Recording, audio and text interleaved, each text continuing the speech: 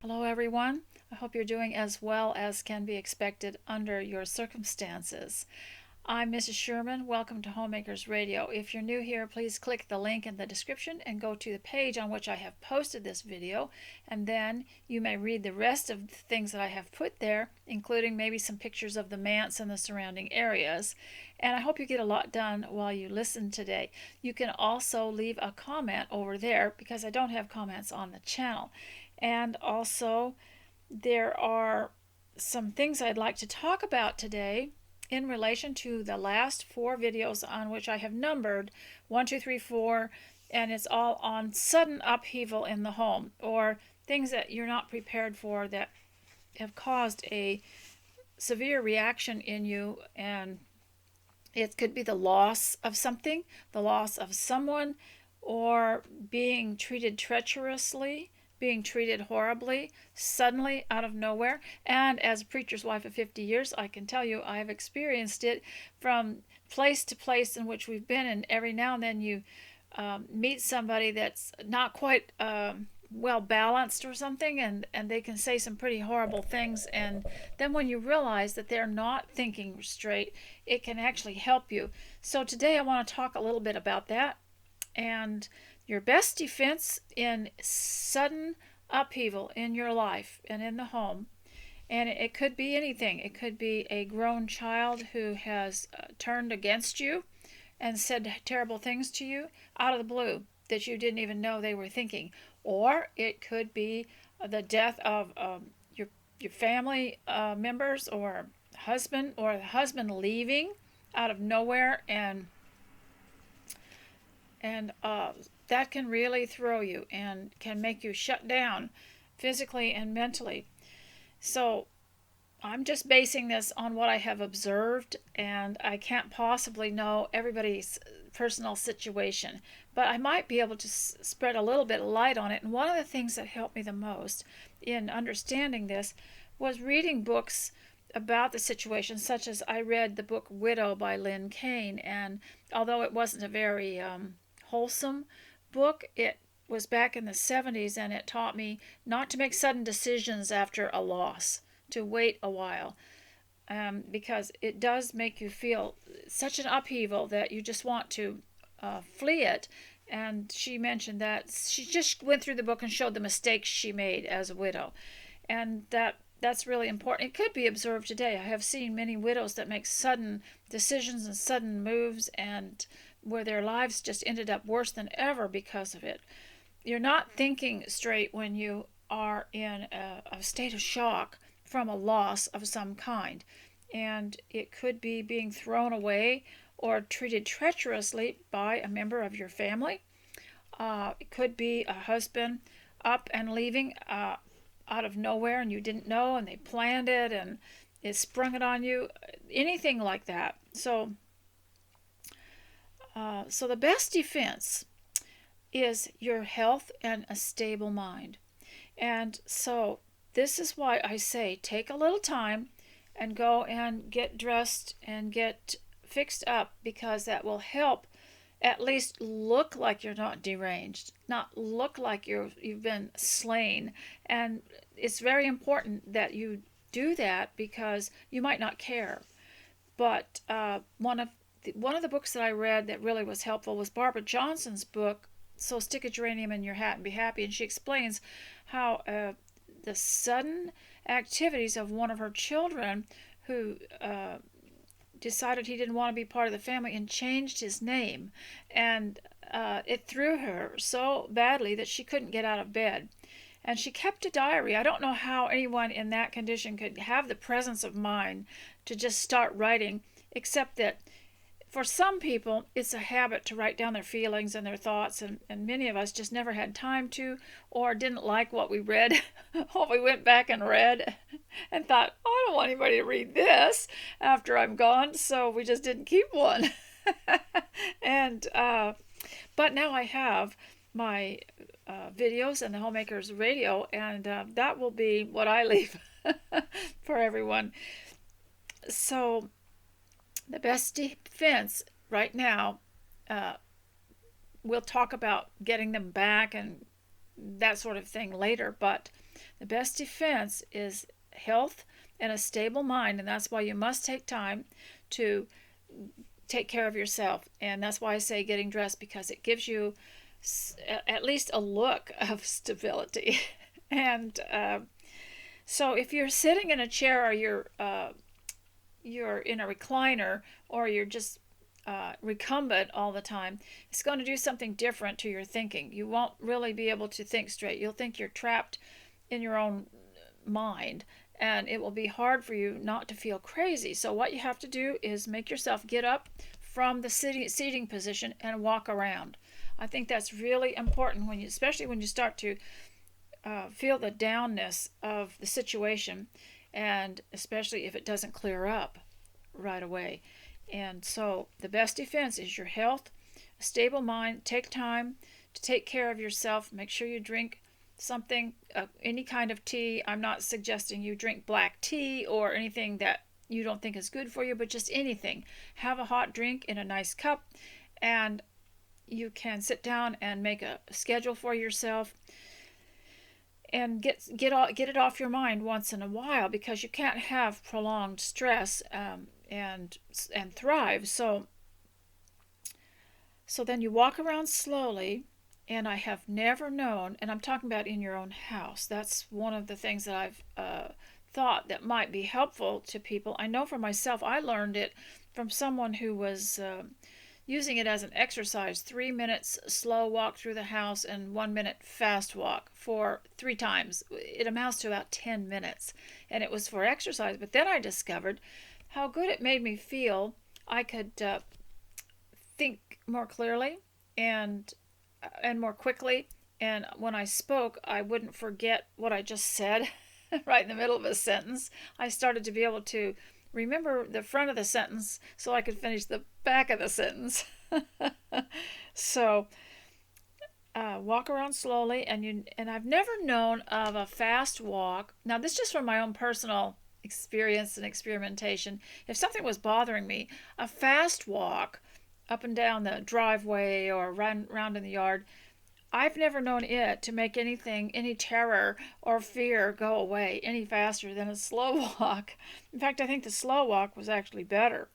But so dress well and stretch. Now, I've learned something about stretching and why this is so important, especially in uncertain times and in a crisis. And we have to admit that these last 2 years have just been an absolute crisis for many people. And I've learned something about the exercises. I started out taking these exercises online whenever I saw a video that was free, and it would last 5 minutes or 10 minutes, and it was stretches, but it was all in a row.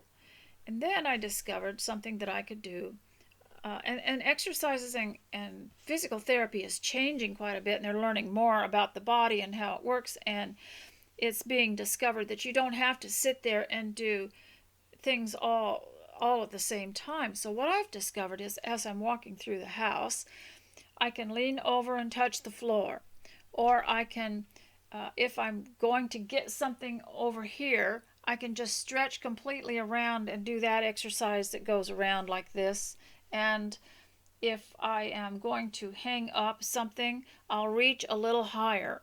And that won't be constantly. It will just be doing my housework. And if I'm going to make the bed, I might lean over and reach over. And if I'm picking up something, I might go sideways. And so this isn't like 5 minutes intensely in a row. It's just as you go. And I feel so much better doing that than the exercises or the walking. So that's just something I'm experimenting with. And as I am vital enough now, and you all know what that word means, it doesn't really matter. I don't have to worry about my future. So take time for yourself. This is really important. And the lady that I know that is a caregiver, she tells me that and I'm going to get her on here sometime to talk to her about this, so you can hear her say that whenever your response to stress is to shut down mentally and physically and to be in shock, she says that she knows so much about self-care now, having been a caregiver, and how she was required by this one place that she worked, that she had to take a few days off every so often just to revive herself and take care of herself, because they were dependent on her to be a caregiver, and caregiving can really take a lot out of you.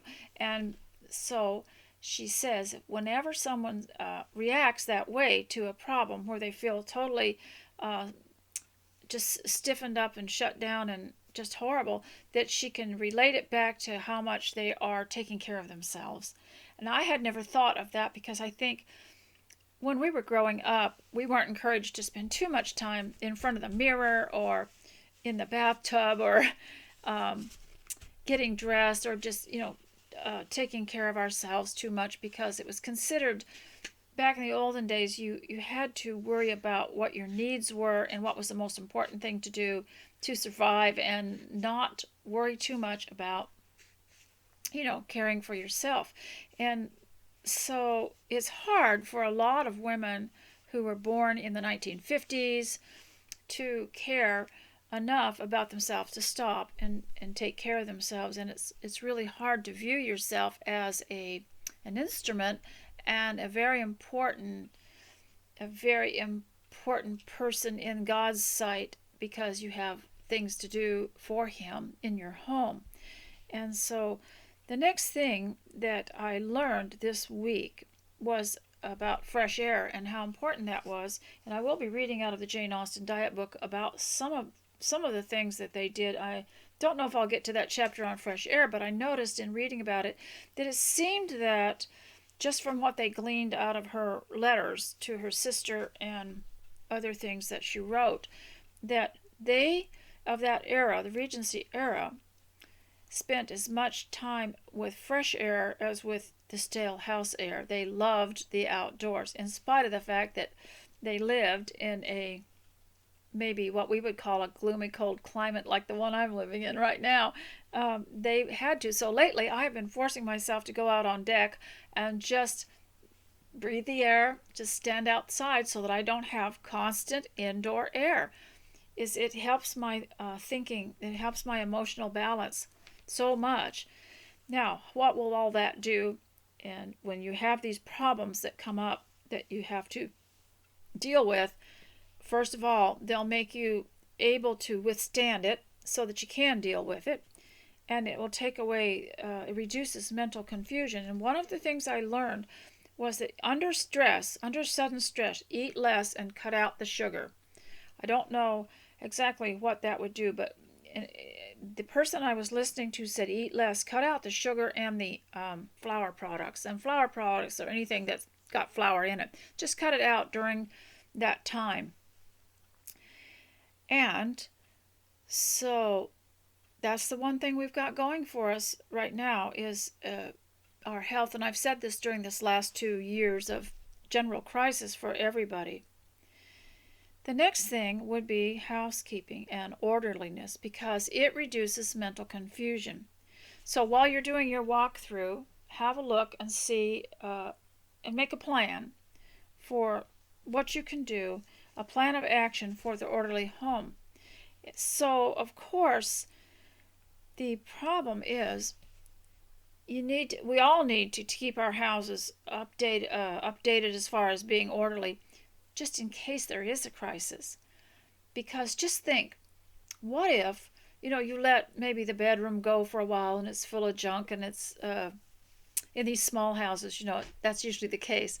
Or you decide you're not going to fully clean the kitchen, and then all of a sudden someone in the family has a medical problem and they have to go to the hospital. Well, then you have to leave everything, and it's also very, very stressful to come back to it as well, and maybe bring your loved one home and have a place for them. One time, a lady I know, she, when she was younger, had a sudden emergency and had to go to the hospital, but she was so glad that her mother had kept the house up because she was a young woman at home, that when she came back, she didn't have to move a bunch of stuff in order to find a place to lay down. And I know that sounds kind of extreme, but keep your house emergency ready. So that would be one thing you have to do. And then when you have a crisis, at least there's not a jumble of stuff in the sink, and there's not a whole lot of laundry to do, and everything's tidy and put away. The beds are made. Just a general housekeeping.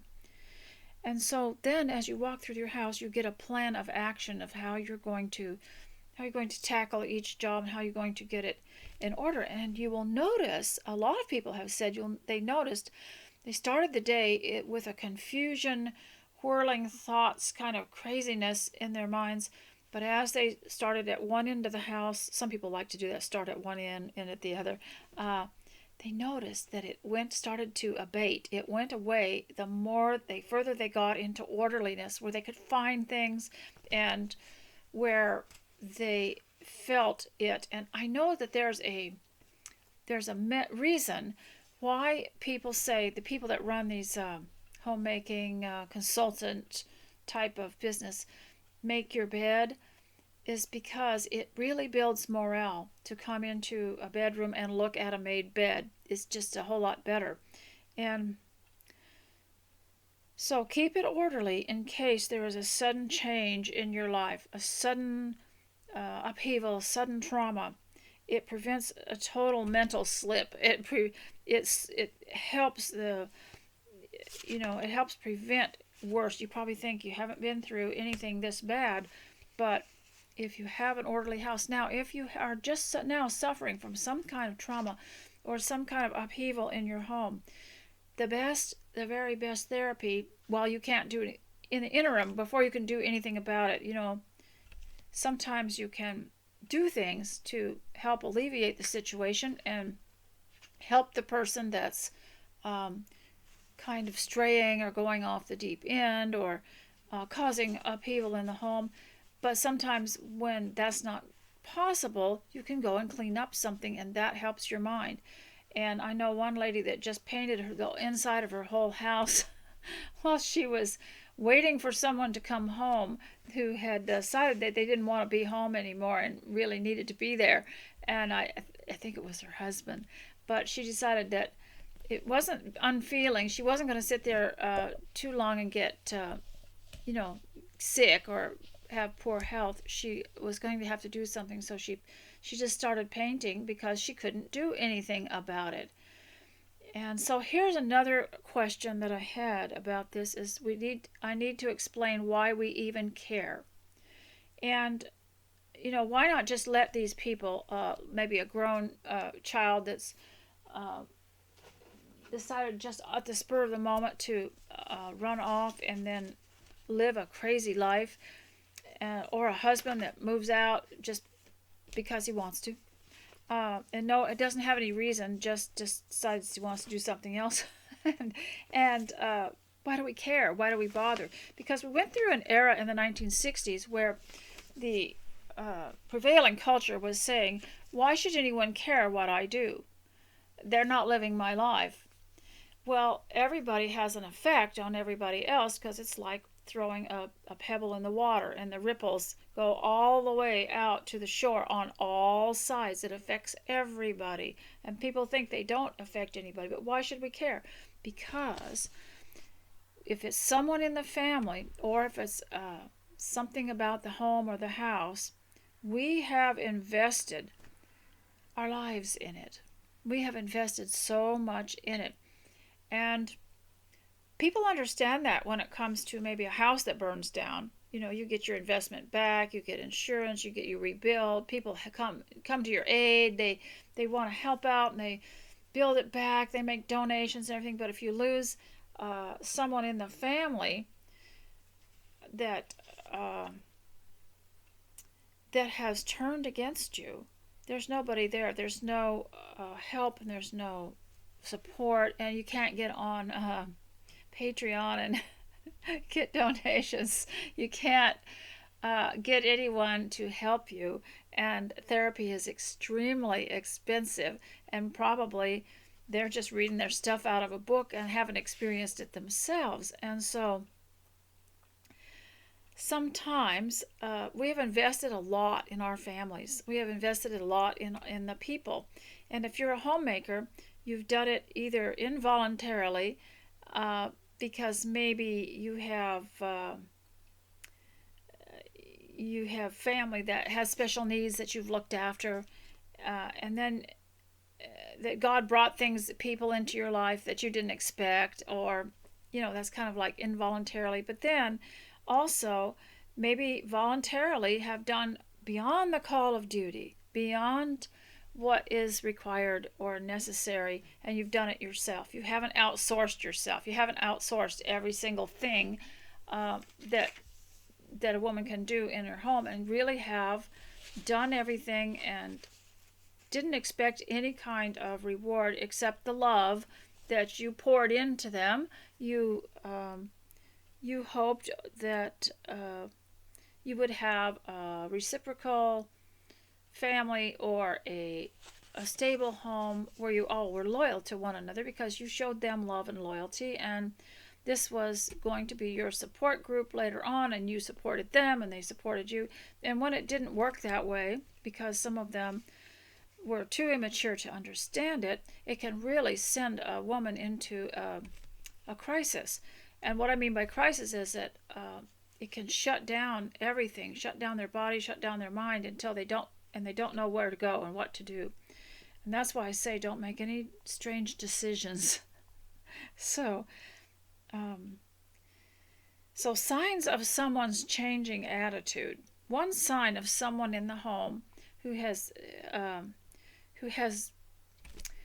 a lot of times people leave the home or cause trouble in the home, and they have been planning it for a long time. It started in their minds maybe a couple years earlier, and you didn't notice because you were busy, or thought maybe you'd all been honest with each other, and then they start doing things really crazy. They will start maligning you and shouting at you, or insulting you, swearing at you, and everything. And then when the anniversary comes, or Mother's Day, or a birthday comes, this relative, whether it's in your home or somebody that you're related to, maybe even a shirt tail relative, starts doing mechanical things like bringing a present. But the rest of the time, they don't like you. So it reminds me of Christ's statement, these people honor me with their lips, but their heart is far from me. So this mechanicalness goes on, and you'll receive flowers on your birthday or something, but the rest of the time, they don't care. It's mechanical. They're covering up for the way they're behaving by saying, well, I sent her flowers on her birthday. For myself, I'd rather not have gifts on Mother's Day or my birthday. I'd just rather have love all day, every day, from everyone, and us talk together and honor each other every day and build each other up all the time. I can do without this. I would rather, I can imagine what it's like, ignore you most of the time, but when your birthday comes, bring you flowers. I don't like that. And I never liked to see women who never saw their children, never, except their grown children, except when Mother's Day came. Here they come with a big bouquet of flowers and a cake or something, and they don't see them any other time. Well, that is not what we live for, We have families because we want a society, and they are the one that God gave us. They are God-given society. And for some reason, there are some people that think that women at home can just go get friends or something like that. But after you've raised a family, or you've been married a long time, you really don't want anybody else. I'm always happy just to be around my children. I don't want anyone else. I prefer them. But so I wanted to mention also one of the excuses that a person will make about leaving the home when they really need to be there is that they are unhappy at home.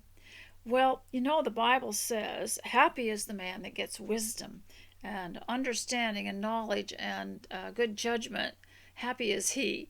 And so it isn't about being happy at home, because obviously if you're not happy, You haven't done the character, you haven't acquired the character qualities of wisdom, knowledge, and understanding, and good judgment, and that would make you understand how to get along at home. And the way to get along at home is to learn how to do it rather than run away. Because if you run away, let's say a young person runs away from home because he didn't agree with something his father or mother said, he's just going to go on and disagree with somebody else.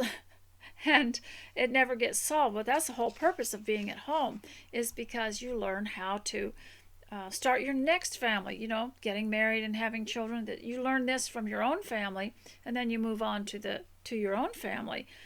But so that's just one point I wanted to make, that being happy is a result of having good character, being able to live through the hard times as well as the happy times. And someone who just doesn't want to solve a problem or be loyal to his family is suffering from a character problem. So going back to shock, I wanted to explain that because homemaking and housekeeping is the one thing God has given us, that we can control. And you can't always control what people do and say in the home. And sometimes it can throw you for a loop if this happens to you. I'm not saying it will happen to everybody. And I don't want to scare people from getting married and having children and being happy. It's just that some people let the world draw them away, and all the things in the world that attract them. And it reminds me of Lot in the Old Testament. He pitched his tent and to face the city. Well, of course, his family could all hear the music at night and all see what was going on and see the lights and stuff like that. Well, naturally, they'd be drawn to it. And we try to make our homes, as homemakers, we try to make our homes have the things in it that we desire, so that we won't want to go out, for it. That home has everything that we need, and that it's happy and cheerful. And we try to be the best homemakers and provide the best environment for everyone at home. And that's one reason. But we all suffer from shock, either from the government, the media. Some people suffer shock from the way their employment is going, or what they have to endure on the job. And we suffer shock from our families or relatives. Some of the things that have been said to people right after the government started behaving the way they did, interfering in our lives so much. Some of the people were saying awful things. People they'd known for 30 years were saying awful things to them. And somehow hardship brings out the worst in some people. And so you can suffer from shock. And people lost friendships, and they lost relatives that wouldn't speak to them anymore. And this was a terrible shock to people. So this is what I'm talking about today, is the homemaker will suffer shock.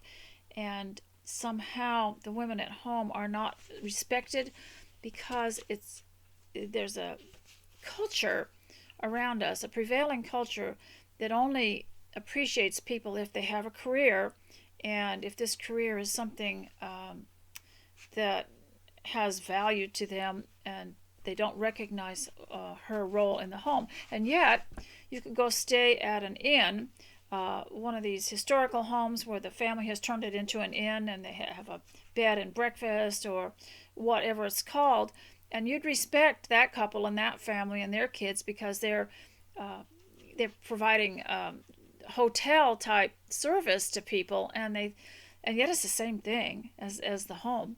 They're serving meals and washing the dishes and washing the linen and making the beds and sweeping the floors for company. It's the same thing. And so there's just an attitude about homemakers that I think that we can change, especially with more people staying at home. Some people are just not going to put up with it like the women in the past did.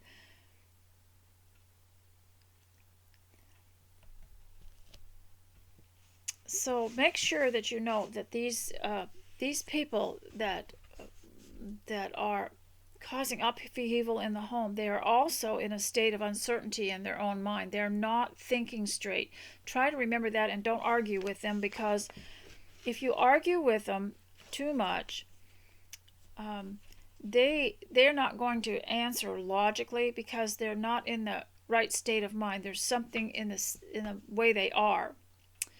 And that's why they carry on their nonsense, is because they're not thinking straight. Now, as far as I mentioned books, there was another one called Back on Course.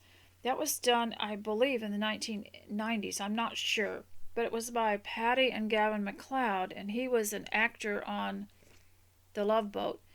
And she wrote a book called, they both wrote a book called Back on Course, and it was all the things that they went through while she was waiting for him to come back to her. Now, I am not sure if I remember too much about that book. I lent it out and never got it back. But it was the only thing I'd ever read about a couple that had reconciled after a divorce. And I don't know if you could still get that. I think it was probably pretty good, because I remember a few points in it about how she prayed for him every day. And she kept kind of a diary too. I don't know how people have the presence of mind to keep diaries in crises like that, but I'm trying to think. There was another book too that was very helpful when I was learning more about some of these things. So just keep in mind that that is one thing, that they aren't in their right minds. So now, what do we do? I can tell you to get dressed up and get your house cleaned up and stuff. Well, how does that bring anybody back? How does that help the situation with these lost loved ones that have gone out into the world to live in terrible lives and live in misery too? They're not happy, I'll bet they're not getting a very nice meal, and they don't have many times they will leave the home and go and live with someone else, and that's renting a room or something, and they have less freedom than they did at home. They can't make noise at night, and they can't call on the phone, and they can't get up and walk to the fridge, and the things that they did at home in their own home. And sometimes when they realize this, they come back. And so I want to read you a poem. It's called Back to the Fold. And this is the reason why we love them and why we care. Because, first of all, they are part, if it's a child, it's part of you. You bore that child. They came out of your body. You fed them. You brought them to your breast as soon as they were born. And that's not something that women want to just disregard and throw away. And so that's why they care. That's why they pray. There used to be a poem, and I don't remember which book it was in, probably one of those McGuffey readers, and it was called My Boy William That Went to Sea. And in those days, in the 1800s, the young men would always run off and go to sea, and it would just devastate their mothers. And it was about this woman that kept her light on and watched every night for him to come home. And the sad poem. But here's one called Back to the Fold. I want to read this to you. 'Twas a sheep, not a lamb, that strayed away, in a parable Jesus told. A grown-up sheep that had gone astray, from 90 and 9 in the fold. Remember that poem, or that song? There were 90 and 9 in the fold that lay. I will try to find that and post it after the video on the same page. Out on the hillside, out in the cold, 'twas a sheep the good shepherd sought, and back to the flock, safe in the fold, 'twas a sheep the good shepherd brought. And why for the sheep should we earnestly long? This is the answer to the question, why do you care? And as earnestly hope and pray, because there is danger if they go wrong. They will lead the lambs astray. There's also the danger that our loved ones, or your loved ones, are out there in a world that's going to take advantage of them, and they're going to get worse and worse and worse off. And that's why we care. For the lambs will follow the sheep, wherever the sheep may stray. When the sheep go wrong, it will not be long till the lambs are as wrong as they. And so with the sheep we earnestly plead, for the sake of the lambs today. If the lambs are lost, what terrible cost some sheep will have to pay. And of course, I think that's talking about the church. When you get one who is doesn't want to be in fellowship with anybody anymore, and they're kind of flirting with the world and doing worldly things, spending a lot of their time and money on worldly things, and then some of the others could be influenced, and it's the same in the home. If you get an older child that has decided to reject Christ and go and let people take advantage of him, it can also influence the younger ones. So as I talk to you today about things that we can do to help keep the line of communication open with some of these people, remember that some of them should not be around the younger ones because of their attitudes and their influence, especially if they're on some kind of substance. And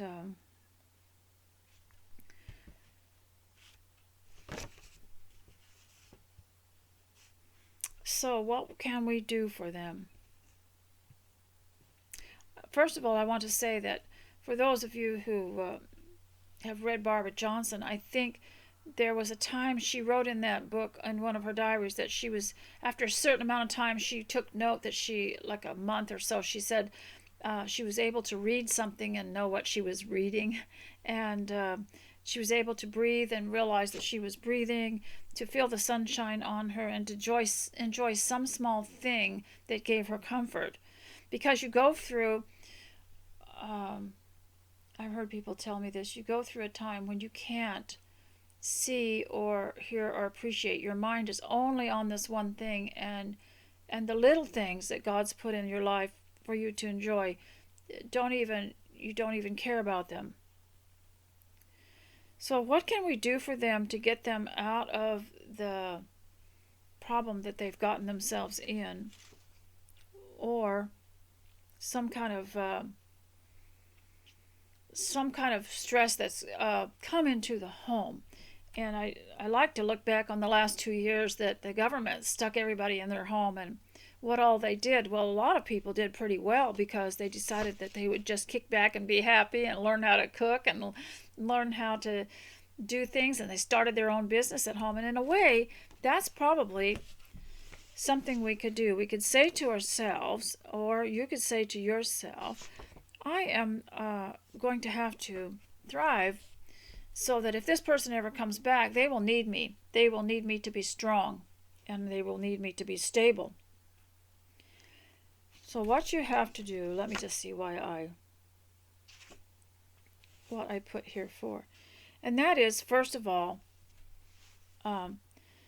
someone suggested that you could send a picture of this person to them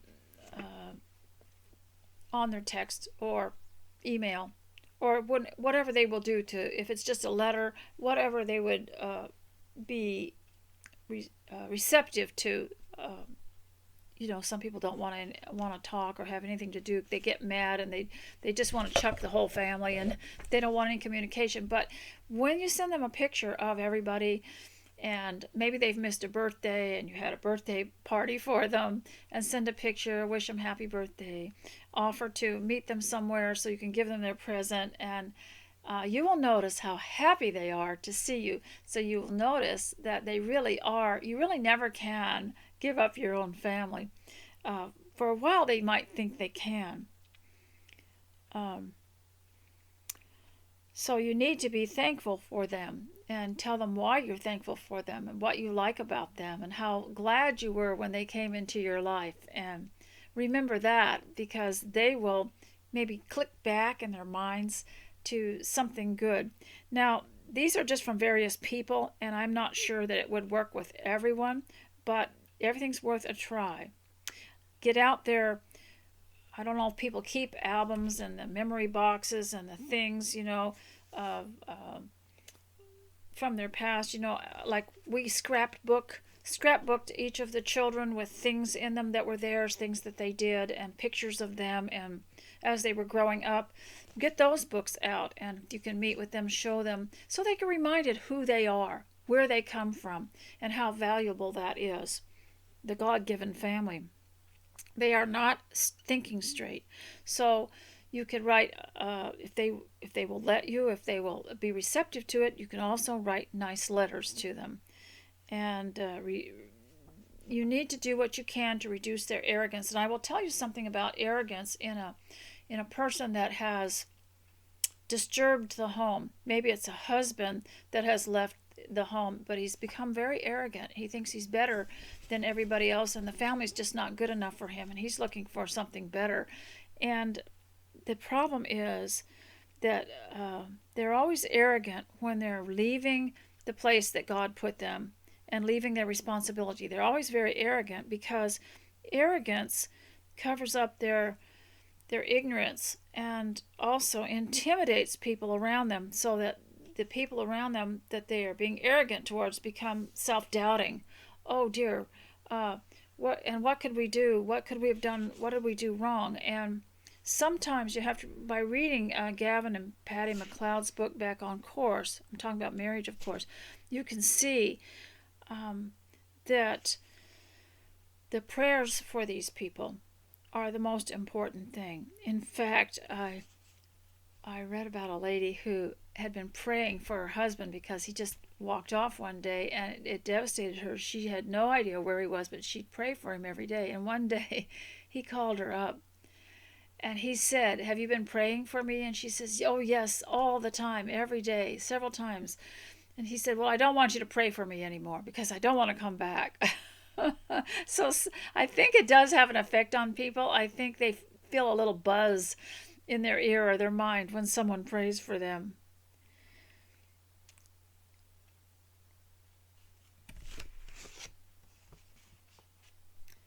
So we have to do what we can, and I'm speaking just in general, to reduce their hostility. And the best thing to do is to try to love them back, even though that they have behaved terribly. Remember, a lot of these people are very young. They haven't reached a very their minds aren't fully formed. If it's a young person, their minds aren't fully formed, and we can't treat them as an equal adult. They're going to say awful things, but we can't argue with them, and we can't talk back because, I mean, talk back in a rude way, because they're not thinking straight. They don't have the experience you've had. They have not had the responsibilities you have. They have not lived through the things that you have done: building a house, paying for a home, raising children, teaching children, homeschooling children. They haven't done any of that. They don't have the maturity to act like we do. And we want them to straighten up, don't we?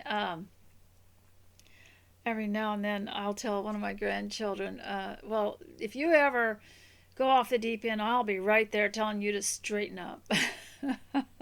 And we want them to straighten up, but they don't really know what that means. And so one thing we can do to have victory at home is to gather everyone around that's left. If you've lost one, if one has run off for not a very good reason.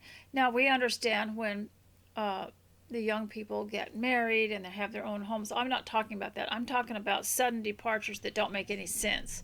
And every once in a while, a family, just out of the blue, somebody will do that.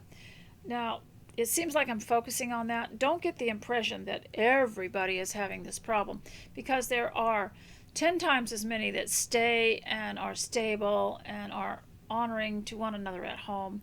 It's just the one that's lost is like the prodigal son, and his father watched for him every day.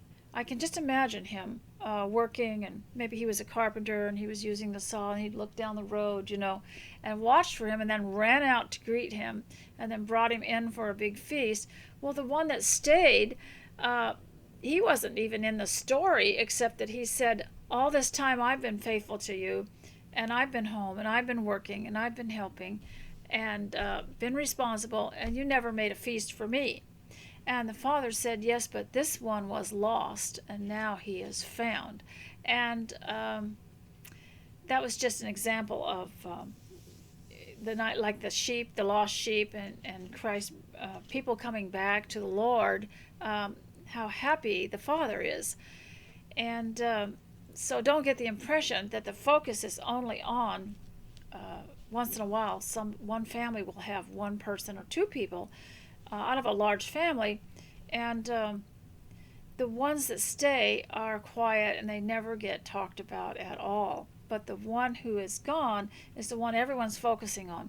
So here's what families do sometimes to have victory from the home, and that is they all gather everybody around and they thank them for being who they are and show them how grateful are that God brought them into their lives and help them make a family.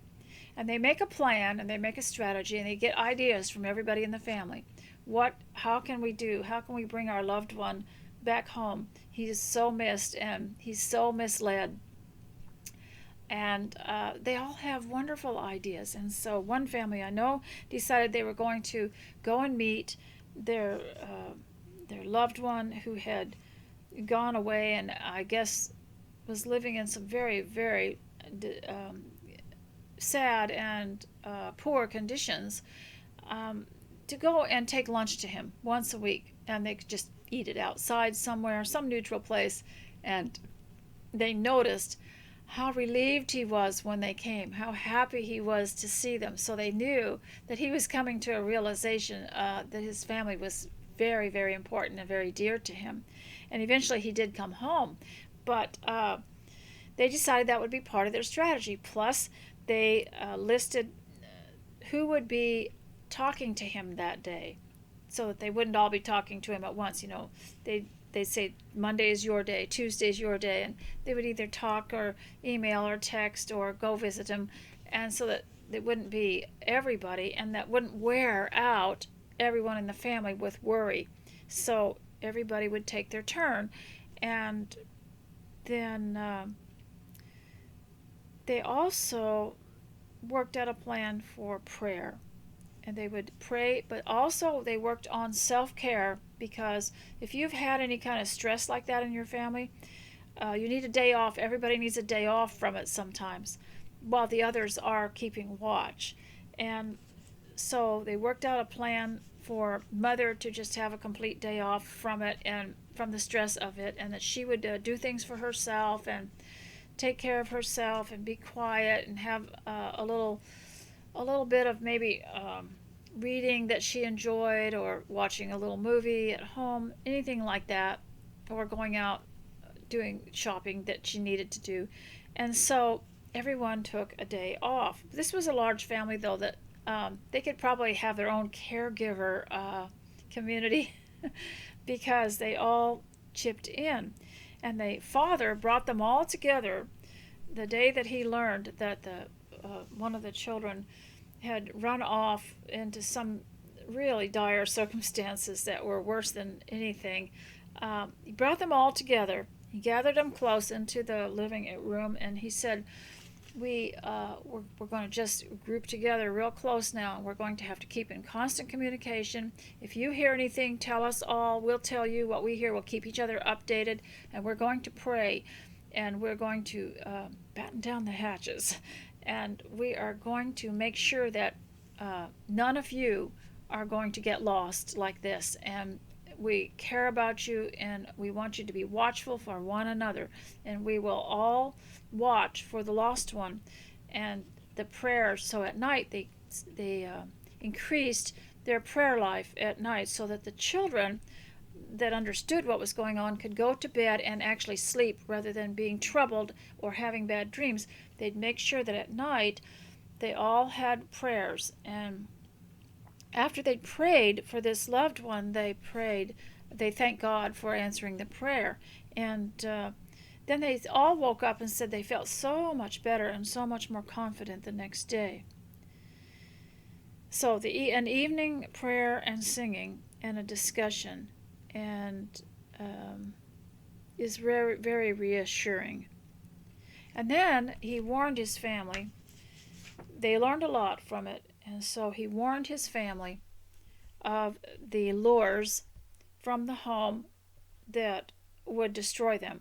Now, we don't mind, most of us don't mind if our children leave home, but we want them to leave home under the right circumstances, with the blessings of their parents, with a little money behind them, and with a place to live, and with a job, and with a good reason to leave home, and not out of rebellion. We just want it to be right. We want to be there for them. We don't want them to reject their homes or their families. So one of the things that they did is made a list of things that they would have to warn the rest of the family. And I believe husbands need this too. I've heard about too many men that just, they got to working around other people in their workplace, and work is really just as bad as some things. But one of the lures that was mentioned in this list here, and that is the lures, things that lure people away from their home. They don't have to be young people either. Is the lure of living elsewhere. And sometimes a friend will come along and say, do you ever plan to leave home?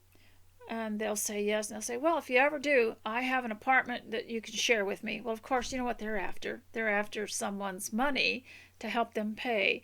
And then there'll be somebody who's actually renting out the apartment, and they're looking for young people who have a job, because they will get some rent. And then jobs too, the lure of jobs. Jobs can be a trap, because not every job is full of wholesome people, and they can have a huge impact on someone.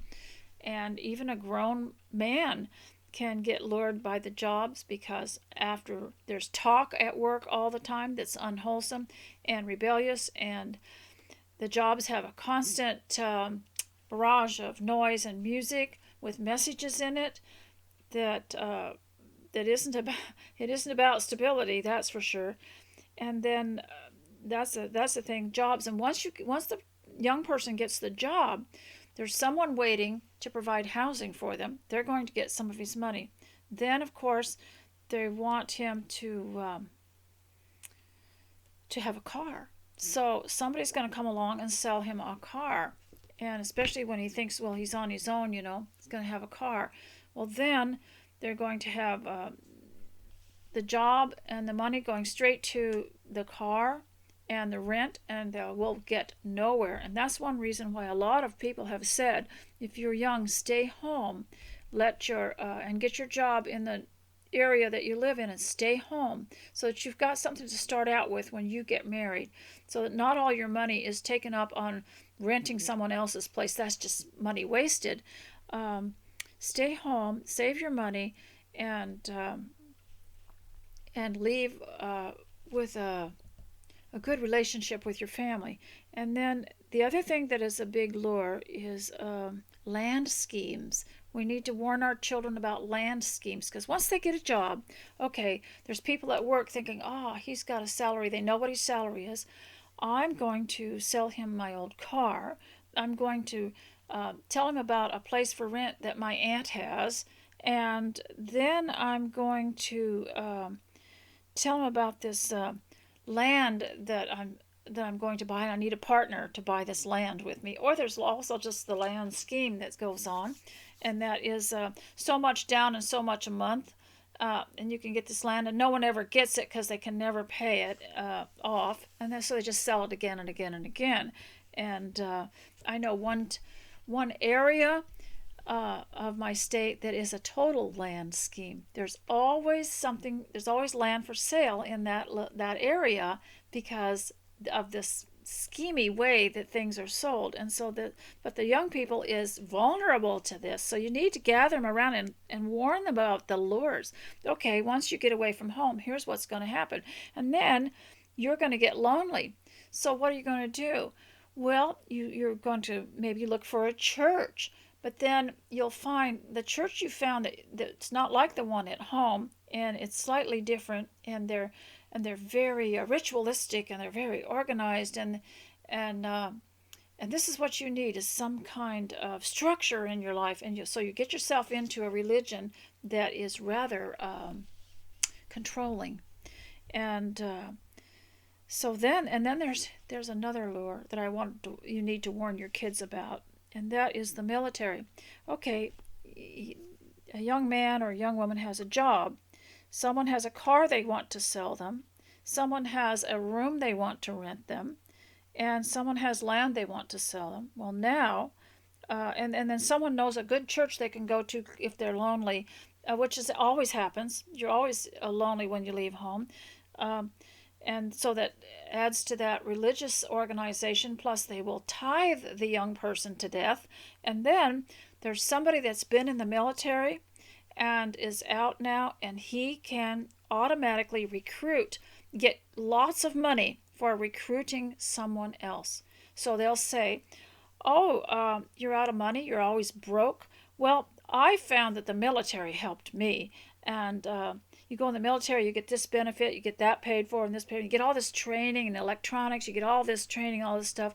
Many young people have done that and found out that it didn't exactly happen that way. They didn't get all that training, and so they get them in the military. That breaks their parents' heart because it comes out of nowhere, and some people are just not made for that. I understand some that would be, but we're talking about the families that didn't expect it. No, the children didn't grow up saying, "When I grow up, I want to be a soldier. When I grow up, I want to be a," and they never mentioned it. Never mentioned it. They didn't play with the toys that had to do with military, and all of a sudden they're recruited, and then in the military they become ill, and then they end up in a military hospital. And I'm not saying everybody that this happens to everybody. I'm just listening to stories of people I know,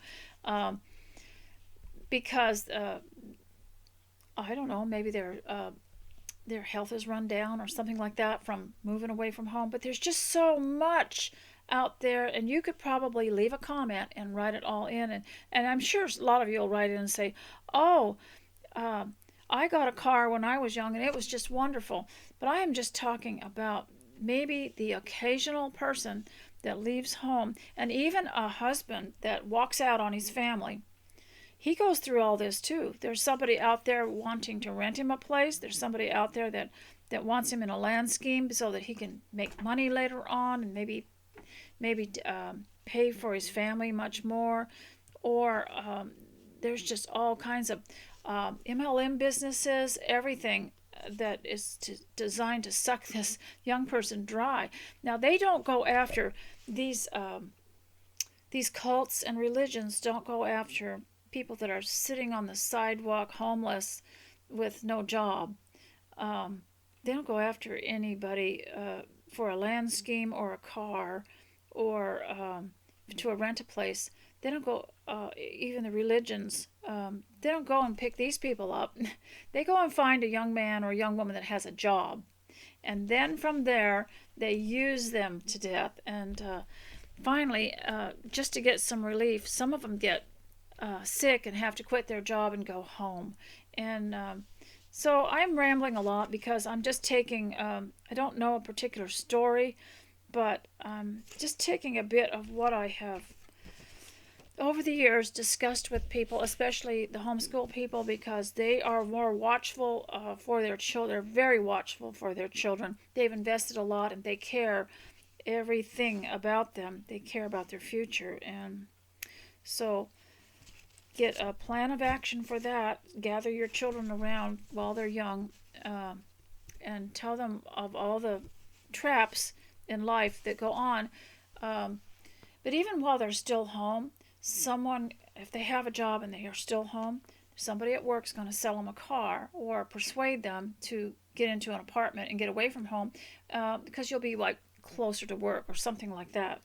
And then they'll persuade them that, oh, well, the amount of gas it would take to drive from your home to work, well, it'd be cheaper to get this apartment. And so you need to teach them about money. Sit down and add and subtract and show them, then show them what will happen to them once they start obligating all their money to all these categories. When are they going to eat and what are they going to eat?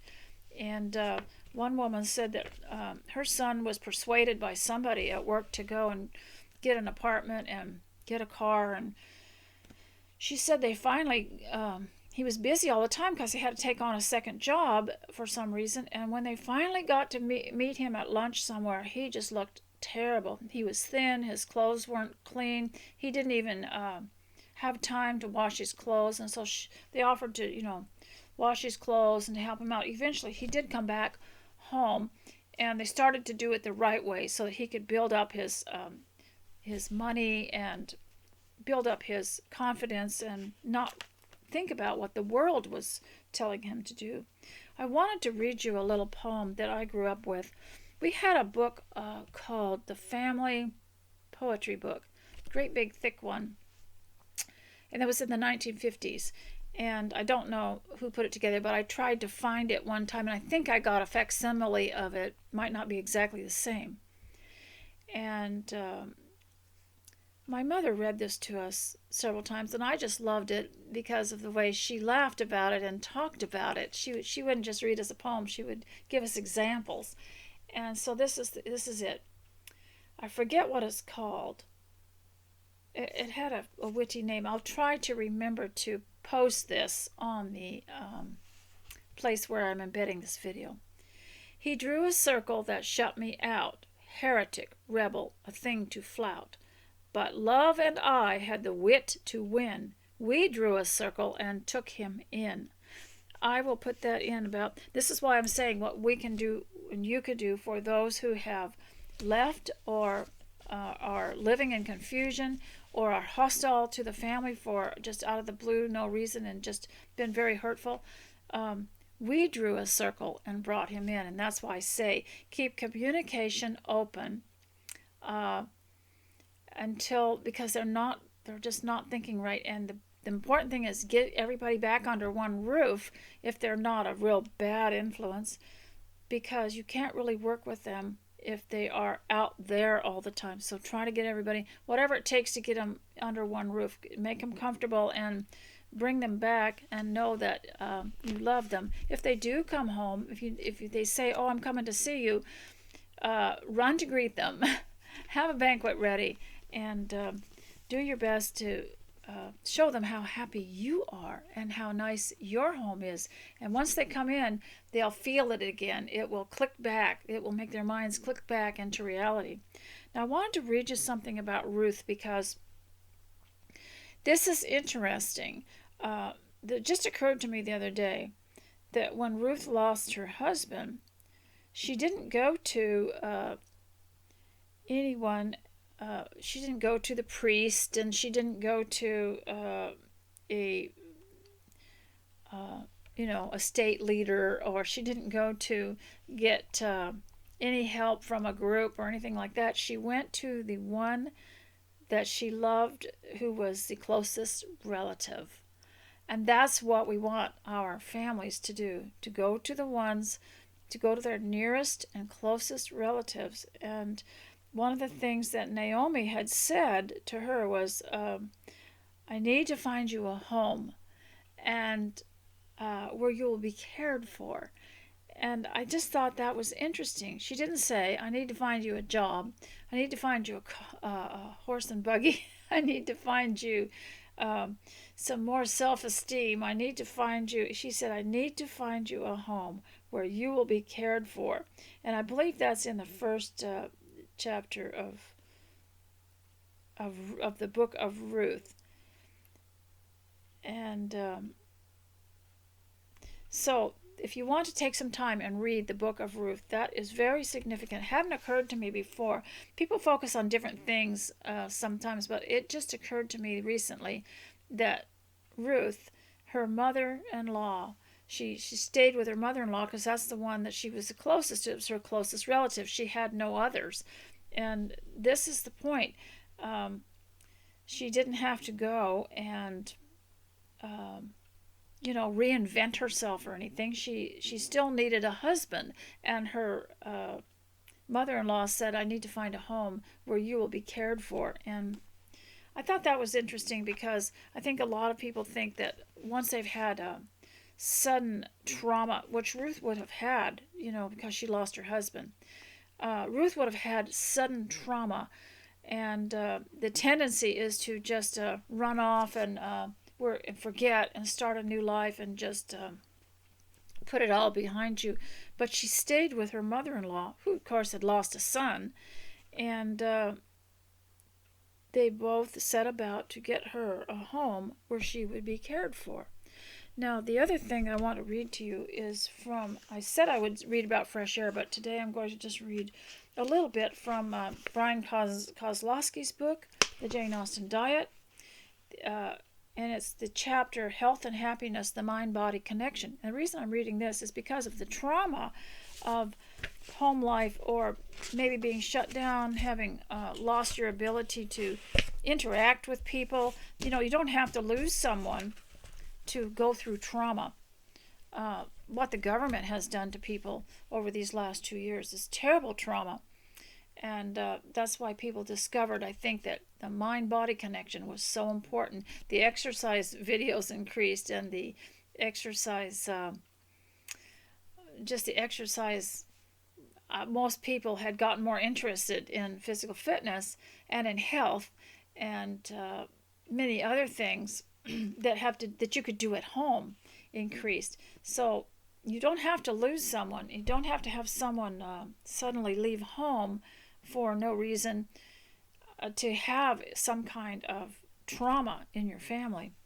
So this is called Health and Happiness, the Mind-Body Connection. And this is about Jane Austen's novels and how he drew out this information. This is called an interval of meditation. You know, David talked about meditation in the book of Psalms. I will meditate on my bed day and night. Sometimes Austen heroines have to go off the mental grid to process those shocking articles of news. Yes, I told you, I had a list here of all the things we're traumatized by. We're traumatized by the government. We're traumatized by the media. We're traumatized by the way the commercial world is doing, and the job world, and the way we shop now. We're traumatized by rules, and we're traumatized by even trouble at in the home and churches. And so this is interesting. Sometimes Austen heroines have to go off the mental grid to process those shopping articles of news which seem to pummel them daily. You know, the typical, your sister just ran off with someone. Your preacher is interested in you. The gorgeous man you rejected 8 years ago just moved back into the neighborhood. Those sort of things. Nothing very bad. The fate of thousands. Every life is guaranteed its fair share of mental shakeups. And when they come, heroines throughout Austen world calm back down with the Regency version of meditation. Emma, Anne, Eleanor, and Lizzie all practice it, frequently needing mental take-fives, quick retreats to somewhere quiet, where their brains can ask a few therapeutic questions. What just happened? How do I feel about it? And what am I going to do about it? And your interval of meditation was the best corrective. A few minutes of quiet solitude in her bedroom allows Lizzie to wrap her mind around the weirdness of Charlotte marrying Mr. Collins. Emma likewise depends on separating herself now and then for the relief of quiet reflection, especially after Mr. Elton's proposal. Sure, those meditations might look a bit amateurish for those of us accustomed to viewing meditation as a complicated, heavy-breathing, brass bells, deep chants, but Austen never knew meditation in those mystic terms. For her, the real meditation lay in simply experiencing the power of a delightful quiet. Silence, stillness, and quiet. Most of us don't fully experience it today until we're fast asleep, but Austen knew that being cognitively silent from time to time was essential to a healthy mind. The quietness of it does me good, she wrote her sister in 1813. And that's why I say, I don't think it's very thoughtful just to work till you're nearly crashed and then go to bed and just sleep. I think you have to prepare for rest. You have to prepare for your sleep. And you do that just by cutting down on the activity and slowing down, just slowing down in the evening until bedtime. And instead of speeding up, you slow down. Her novels are arranged accordingly. Nobody functions well without frequent doses of suitable quietness. In Emma, Jane Fairfax automatically correlates her decline in mental health to the absence of silence in her life. I have never known the blessings of one tranquil hour. Fanny Price can relate. The insistent noise and the clamor of her family's house in Portsmouth gives Fanny an aching head, both literal and mental. She longs above all for the peace and tranquility of Mansfield Park. In fact, one of the overarching themes in Mansfield Park is the pursuit of this quiet, restorative peace. As Lionel Trilling wrote in his famous preface to the novel Mansfield Park, discovers in principle the path to the wholeness of the self, which is peace. Humans have long understood that being constantly surrounded by noise has a negative effect on our minds. And that's one thing that I noticed about stress in the home, is that it becomes, it abates the less time we spend out there, because they started putting so much noise in the commercial areas. You can no longer go into any kind of business without some kind of noise being piped in from their loudspeakers, and it's usually some kind of music that you don't understand, or you can't hear the words properly because of the noise around it. And so we bring all that into our home, and it's really hard to unwind. And so we wonder why we get the creepy house feeling, because it's accumulation of a lot of things, I think. But I was also thinking, I'll read more of this to you maybe next time, but I was also thinking about, I wanted to talk a little bit about the creepy house feeling, because it might have something to do with sudden trauma, a sudden shock. We don't know. I mean, I'm not a scientist, and you would have to be able to research yourself. But when I talked to you in earlier videos about how we were talking about the watch during the Roman time, and the day began at 6 in the morning and 6 at night. The watch was every 3 hours or 4 hours, and then a new watch would come on, meaning a new guard to watch for those hours. Well, they would probably have, in the Regency time, eaten at their last meal at 4 o'clock and started getting into bed by 6:30 at least, so they wouldn't have those evening hours where many people get the creepy house feeling. And at 4 o'clock, where some people get a creepy, eerie house feeling, would have been preparing or eating a meal. And so I just wondered about that. Another thing they did was they had rituals towards the evening or late afternoon. They would start to close the curtains, turn the beds down, light the lights, get bath water ready, and they had all those rituals that they did. And I'm not sure of what we're doing now that brings on this feeling of emptiness and sorrow around between 4 o'clock and 7 o'clock. And of course, it could happen at any time to anybody. I know ladies who say they feel it right after they get home from church on Sunday. And so it might be something worth thinking about, and how we can alleviate that. But so I hope this has been helpful for you. I'm hoping I won't have to do any more of them, but people keep giving me ideas about it. There aren't very many books written about it. We'd like to read books or stories or about people who left home ill-advisedly and came back, and what they found out there that made them want to come home or have a home, or reconcile with their families, or any stories of men who left home and came back. And those are hard to find, in my opinion. So, ladies, I hope that I left you on a high note. I'm not sure I did. And I will talk to you later. Bye.